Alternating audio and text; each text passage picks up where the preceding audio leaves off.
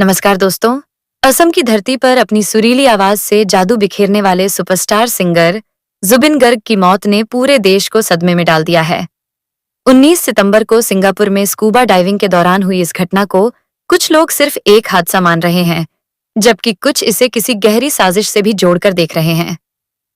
मौत के बाद से उठे सवालों ने न सिर्फ उनके प्रशंसकों को उदास किया है, बल्कि एक बड़ी बहस को जन्म दे दिया है। आखिर क्यों दो दो बार उनके शव का पोस्टमार्टम कराया गया? मैनेजर पर क्यों मुकदमे को दर्ज किया गया? शक की सुई क्यों मैनेजर की तरफ घूम गई?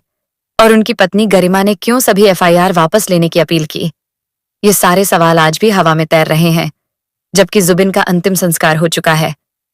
चलिए, सबसे पहले बात करते हैं जुबिन गर्ग की, जिन्हें असम की आवाज कहा जाता था। उनका असली नाम जुबिन बर्थपुर था। असम के एक छोटे से गांव से निकलकर उन्होंने संगीत की दुनिया में टहलका मचा दिया। एसमीज, बंगाली, मणिपुरी, बोरो 1990 से अपने करियर की शुरुआत करने वाले जुबिन ने तकरीबन 38,000 से भी ज्यादा गाने गाए। कई फिल्मों में अभिनय किया और म्यूजिक भी कंपोज किया। वह न सिर्फ गायक थे, बल्कि एक अभिनेता और गीतकार भी थे। उनके लाइव कॉन्सर्ट्स की तो बात ही अलग थी। स्टेज पर आते ही उनके फैंस, उनके दर्शक झूम उठते थे। लेकिन उनकी जिंदगी में दर्द भी कम नहीं था। उनकी छोटी बहन, जो कि बातुकुर, भी एक होनहार गायिका थी। 12 जनवरी 2002 को असम के सोनपुर जिले में एक सड़क हादसे में उनकी मौत हो गई, जो कि उस वक्त महज 18 साल की थी। वह जुबिन के एक सांस्कृतिक कार्यक्रम में हिस्सा लेने जा रही थी, जब उनकी कार एक ट्रक से टकरा गई। जुबिन भी उसी कार में थे, लेकिन ऐन वक्त पर वह दूसरी कार में शिफ्ट हो गए थे। यह हादसा उनके लिए जिंदगी भर का दर्द बन गया। वो अपनी बहन के बारे में बात करते हुए हमेशा इमोशनल हो जाते थे। अब आते हैं उस दिन पर जब जुबिन की जिंदगी की धुन हमेशा के लिए थम गई। वो तारीख थी 19 सितंबर, और उस दिन वो नॉर्थ ईस्ट इंडिया फेस्टिवल के सिलसिले में सिंगापुर गए हुए थे। वहां एक लाइव कॉन्सर्ट होना था, लेकिन कॉन्सर्ट से पहले वह रिलैक्स करने के लिए स्कूबा ड्राइविंग करने चले गए। उनके साथ उनके मैनेजर सिद्धार्थ शर्मा और कुछ साथी भी थे, जिनमें शेखर गोस्वामी भी थे। सिंगापुर पुलिस के मुताबिक यह एक हादसा था। जुबिन पानी में उतरे, लेकिन लाइफ जैकेट नहीं पहनी थी। डूबने से उनकी मौत हो गई। डेथ सर्टिफिकेट में भी यही कारण लिखा गया, ड्राउनिंग यानी डूबना। लेकिन यहीं से कहानी में एक ट्विस्ट आता है। उनके प्रशंसकों को यह बात हजम नहीं हुई। सोशल मीडिया पर अफवाहें फैलने लगीं। लोग कहने लगे कि जुबिन को ओवरवर्क कराया जा रहा था। कॉन्सर्ट से पहले ही वह थक चुके थे। स्कूबा ड्राइविंग जैसी एक्टिविटी में मौत कैसे हो सकती है? क्या यह महज लापरवाही थी या कुछ और? इन सवालों ने इतना तूल पकड़ा कि असम के मुख्यमंत्री हेमंत विश्व शर्मा को दखल देना पड़ा। उन्होंने कहा कि सच्चाई सामने लाएंगे, क्योंकि शोक में लोग भावुक हो जाते हैं।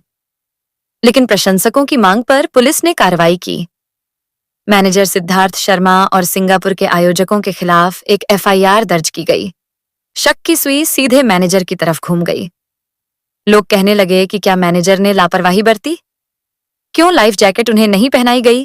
और फिर एक वीडियो वायरल हुआ, जो मौत से ठीक पहले का बताया जा रहा है।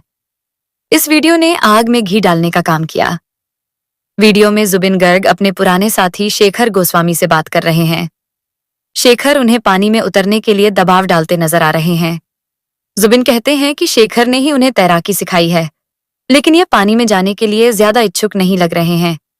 शेखर कहते हैं, कम ऑन। दो और लोग भी उन्हें प्रोत्साहित करते देखते हैं। एक शख्स जुबिन को लाइफ जैकेट पहनाता है, लेकिन जुबिन इसमें ज्यादा रुचि नहीं दिखाते हैं। ये वीडियो इंटरनेट पर आग की तरह फैला हुआ है। फैंस कहने लगे कि यह लापरवाही है और सुरक्षा में चूक है। इसके लिए जिम्मेदार लोगों पर कार्रवाई होनी चाहिए। दोस्तों, जब एक चहेता सितारा जाता है और अचानक ऐसा हादसा होता है, तो तमाम तरह की बातें होती हैं, और जुबिन का केस भी इससे अछूता नहीं है। उधर शेखर गोस्वामी ने खुद को निर्दोष बताया।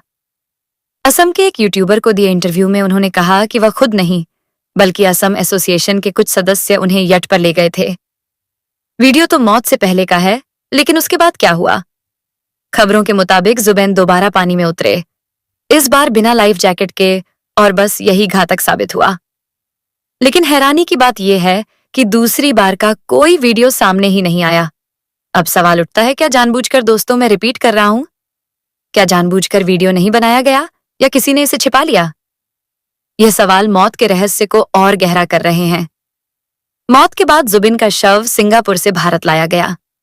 सिंगापुर में पहला पोस्टमार्टम हुआ जिसमें मौत का कारण डूबना बताया गया, लेकिन जब उनका शव असम पहुंचा तो विवाद बढ़ गया। प्रशंसकों की मांग पर मंगलवार 23 सितंबर को उनके अंतिम संस्कार से पहले दूसरा पोस्टमार्टम कराया गया। वजह सिंगापुर का डेथ सर्टिफिकेट पहले की रिपोर्ट से मेल नहीं खाता था।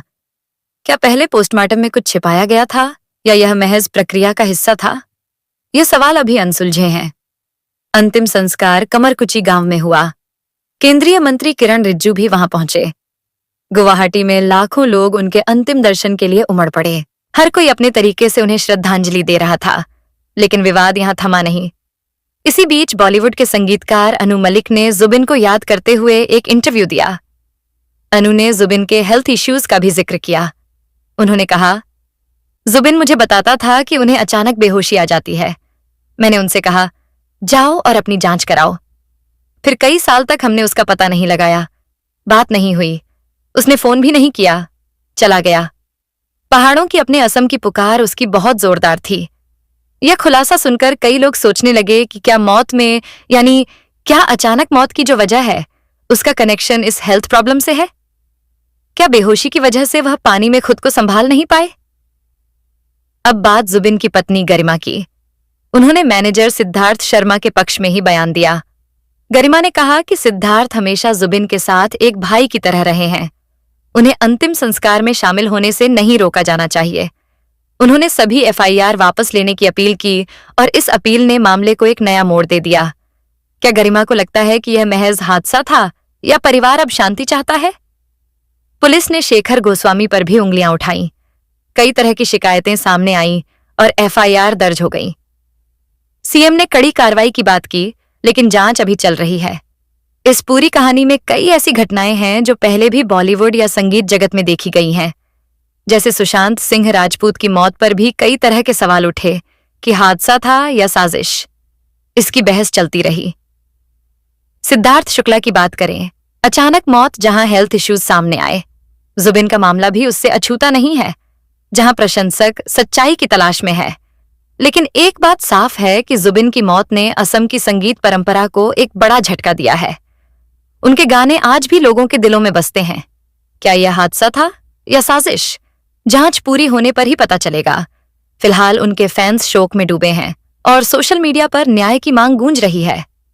प्रतिदिन टाइम की रिपोर्ट के मुताबिक साल 2024 तक जुबिन गर्ग की नेटवर्थ करीब 70 करोड़ रुपए आंकी गई थी। उनकी कमाई का बड़ा हिस्सा लाइव कंसर्ट, फिल्मों के प्रोजेक्ट, म्यूजिक एल्बम और गानों की बिक्री से आता था। इसके अलावा वे ब्रांड एंडोर्समेंट से भी अच्छी खासी कमाई करते थे। हालांकि उनकी मासिक इनकम का सटीक आंकड़ा उपलब्ध नहीं है, लेकिन फिल्मों और संगीत प्रोजेक्ट्स में लगातार एक्टिव रहने से उनकी कमाई स्थिर बनी रहती थी। जुबिन गर्ग को लग्जरी गाड़ियों और बाइक्स का खासा शौक था। उनके गैराज में BMW X5, Mercedes Benz, Range Rover Velar और ईसुजू SUV जैसी कारें थीं। इसके अलावा वे प्रीमियम मोटरसाइकिलों के भी शौकीन थे और अक्सर राइडिंग करते दिखाई देते थे। जुबिन की जिंदगी एक मिसाल थी। एक साधारण सी शुरुआत से वो असाधारण ऊंचाइयों तक पहुंचे। वो असम के लिए एक बहुत बड़ी प्रेरणा थे। और असम ही क्यों, वो पूरे देश के लिए प्रेरणा थे। उनकी मौत के बाद जो विवाद हुआ, वो हमें सोचने पर मजबूर करता है कि सेलिब्रिटी की जिंदगी कितनी नाजुक होती है। ओवरवर्क, हेल्थ इश्यूज और आसपास के लोगों की भूमिका, सब कुछ जांच के दायरे में है। गरिमा की अपील से लगता है कि परिवार अब शांति चाहता है, लेकिन प्रशंसक चुप नहीं बैठेंगे। 2 पोस्टमार्टम, वायरल वीडियोस, मैनेजर पर मुकदमा, यह सब कुछ इस कहानी को और भी रहस्यमय बना रहे हैं। क्या सिंगापुर पुलिस की रिपोर्ट सही है या भारत में जो दूसरा पोस्टमार्टम है वह कुछ नया खुलासा करेगा? यह तो आने वाला वक्त ही बताएगा। फिलहाल दोस्तों, इस समय आप क्या महसूस कर रहे हैं? आप क्या कहना चाहते हैं? आपकी अपनी राय क्या है? अगर आप हमारे चैनल पर नए हैं तो कृपया हमारे YouTube चैनल स्टार मनोहर राठौर को सब्सक्राइब कर लें। जैसे ही हम कोई नई वीडियो अपलोड करेंगे, उसका नोटिफिकेशन आपको तुरंत मिल जाएगा।